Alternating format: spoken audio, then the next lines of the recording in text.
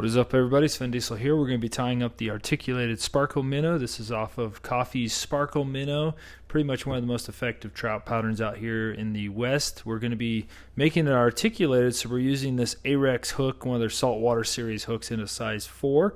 I really like the gap on it, and we're going to be using some Semperfli wax thread in a 6/0 in black. You want to go with a little bit of a heavier thread on this. We're going to be doing some dub loops, and so we want to make sure we got something durable. We'll start by covering the shank of this hook here, and we're going to be making this articulated. There's going to be a few slight variations just to simplify things and do things the way I do it, but pretty much it's based off of Coffey's pattern, and it's super effective, and if you haven't fished it, you should. But we're going to make this marabou tail. Instead of doing 3 colors, I'm just going to do 2 because I love this olive brown. I'm going to pair it with some white marabou that has UV properties.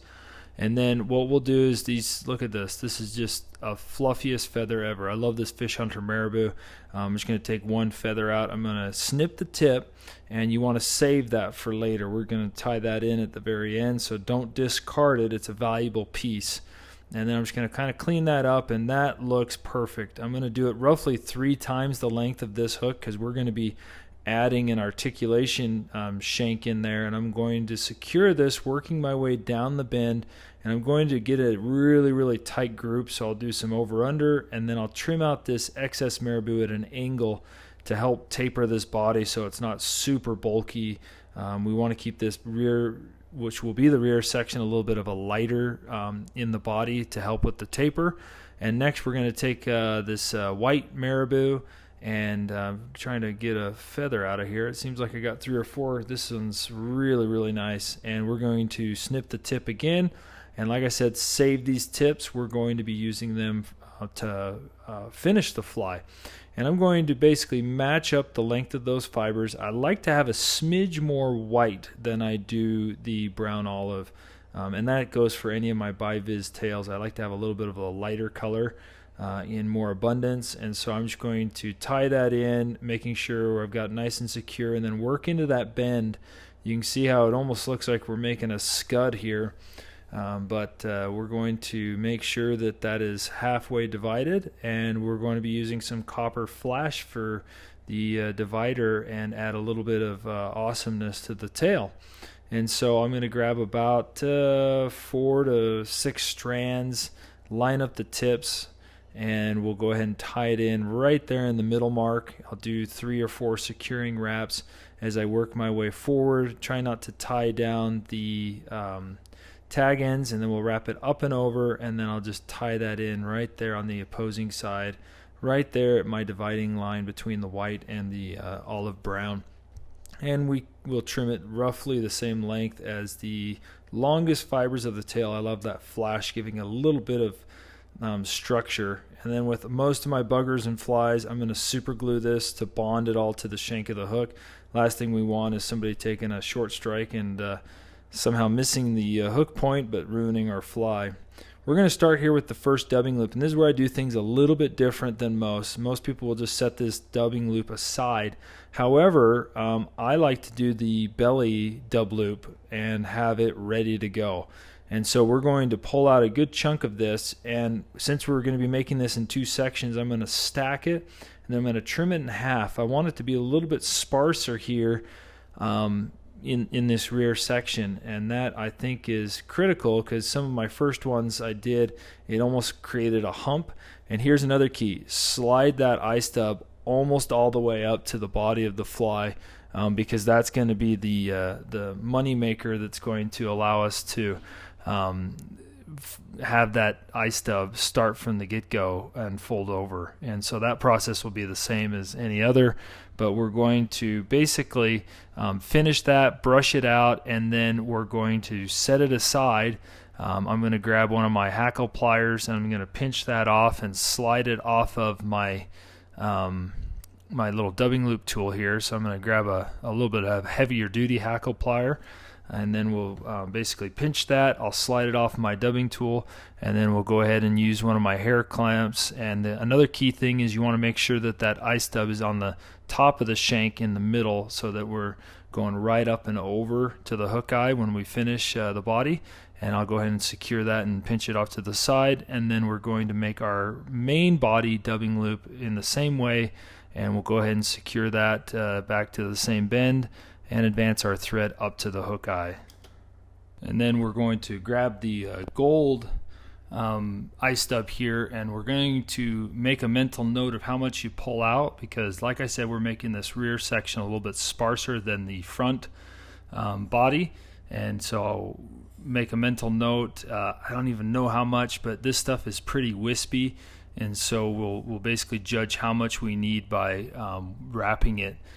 And I like to just insert it with, not fully stacked. I don't want it to be completely even. And we'll just go ahead and start spinning that up, and we will judge how sparse to do this by how this dubbing brush turns out. I know they make these you can buy these brushes from most fly shops. Saves a lot of time rather than doing the dubbing brushes right here on the fly itself. But just make sure you brush it out, and then I'll give it a little bit more, a couple more twists just to tighten it up. And if it slips off, just grab the end. We're not going to need all of this. You can see I've got quite a bit of material here, so I'm just going to start palmering it, kind of making sure most of these fibers go backwards. And we're not doing quite touching wraps to help spread out the material, and we're just going to judge how much we need here as we get up towards the eye, just kind of pulling those fibers back. And it's a lot easier if it didn't slip off your dubbing loop tool, but hey, I make do with what I'm doing.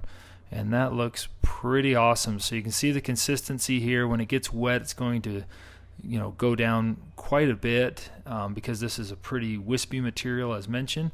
And so we'll go ahead and tie this off right here with a wrap behind, a couple wraps in front, a wrap behind, and some more wraps in front.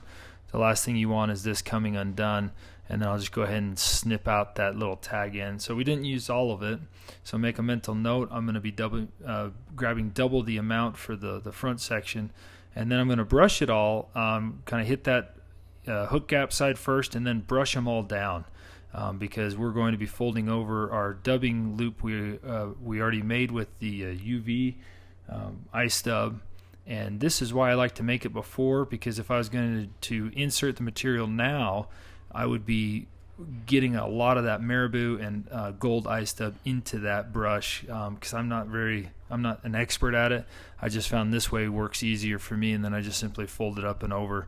And I've got enough there that if you wanted, you could technically tie that in for the front section, but we'll make a secondary one just because I like to make it a little bit bulkier for that next section we're going to do. And so do some nice securing wraps. If you get a little bit of a head here, that's fine. You could technically fish this as is, but we're going to make this hook point up articulated sparkle minnow. And so first step is do the whip finish, and then we're going to apply a little bit of UV resin. You could also use a head cement. I prefer the UV resin because it dries as soon as I cure it with the UV light, but that's just personal preference. Go with what you have confidence in. Now, I mentioned we're going to make this articulated. For this particular fly, we're going to be using a jig shank. These are kind of a new product. Spawn Fly Fish is the ones that have them out. They come in, I think, 60 degree, 90 degree. We're going to be using the 60 degree. They come in different lengths. I like the 20 millimeter for this. And we're going to be putting on a large 4.5 millimeter tungsten bead to help orient it and also get it out. And to do so, you got to kind of bend out that end. Don't worry, you're not ruining any of the structural integrity. And here's the beads here. Firehole makes some good ones in the metallic colors, and I'm going to use a black nickel for this. And we're going to insert it in with the smaller hole, not the slotted side first. And I'm going to kind of twist it around. If it doesn't go around, flip it over a 180, and then it will go up and around. And then we got to remember, hook point up, that means hook eye up. And so maybe we should make some t-shirts that say that. And so I'm going to switch this and insert the shank portion into my vise now. And you can see that this shank by Spawn flyfish, it's got a pretty large return eye on here that we've inserted our rear hook to. And so I like to close that up just a little bit. I do that with pretty much any shanks. And a little trick here so that we don't stab ourselves, I'm just going to rubber band that rear hook around my vise. And then I'm not going to bend that back down, but you can see I want to make sure the tungsten bead fits good. And then what we're going to do is we're going to start our thread right behind that tungsten bead. If you get annoyed, a little trick to get that tungsten bead sucked up in there, some lead wraps, but I just go with the flow. So start our thread, close the gap, and like I said, I like to close this eye, and I'm not going to bend it. I put a little super glue on that shank, and then I go back towards my hook jaws and then go back forward towards the hook eye. I go back towards the hook jaws, and I kind of build up a ramp. If you try to go straight back, it's just going to slide down. And you can see there's still plenty of room for wiggle jiggy movement of the rear section of this hook, but I wanted to close that up quite a little bit to add a little bit more material. And now we're just going to do the same thing we did for the rear section of the fly. And like we did before, I want to keep that eye stub UV pearl up on top. And so we'll just kind of speed that up, and I'm going to make it. And like I said, I'm doing double the amount. I did not trim this like I did for the rear section because I want it to be a little bit longer, a little bit more bulky. And what we're going to do is get it all ready. I'm going to move it up towards the top of the shank here and then do a couple securing wraps, and that way it is ready to go and fold over once we finish this this body of the gold eye stub. And so we'll make a secondary dubbing loop here, and that doesn't have to be up on top, and then I'll advance my thread up behind that tungsten bead, and then we'll insert double the material of the gold flash that we used. That is, we want to add quite a bit of bulk right here compared to that rear section for that really solid taper. And so I'll spread that out. You can see that's quite a bit more than we used in the rear. And then we'll just spin it up, brush it out, and then palmer it up. And that is pretty much, we're doing a second rear section. So it's good practice to get in the habit of doing lots of dubbing brushes. And we'll get up here towards the bead, and this is why I didn't need the lead wraps, because I'm using this dubbing loop here to kind of suck that up. And you can see I always kind of judge it as soon as I'm wrapping up over the wrap and it's not sucking down in, then I back it off a half a wrap. And that's because we're going to be adding a few more materials. If you were going to finish this with the flash, I would do one more wrap so that it's that last wrap overlaps. But I want to leave a little bit of room for what we're going to do, and that is there's a couple different ways of doing it. A lot of guys will finish the fly how it is with the gold, and then they'll Sharpie at the top. What I'm doing is I'm adding some more of that olive brown marabou and also the white marabou, and then we'll create a hackle cone to really give it a good taper. And so I brush that down. We'll go ahead and fold over just like we did before this UV pearl, and then I'll secure it so that it's on the top of the shank, which will technically be the bottom because it's going to ride hook point up as a jig style. And then we'll snip that out, and it doesn't have to be perfect. And this is where you want to use a few nice securing wraps because we left a little bit of a gap there. I want to make sure we suck that dubbing loops we did up to the tungsten bead. And so the next step is we're going to grab those tips of the marabou we saved from the tail. You can see that is just perfect, nice flowy fibers. And I'm going to stack that so that if they were laying flat on this fly, they would go back to the beginning of the tail. And so we'll just tie that in on top. I'm not spreading it around. I want it to get profile high and low.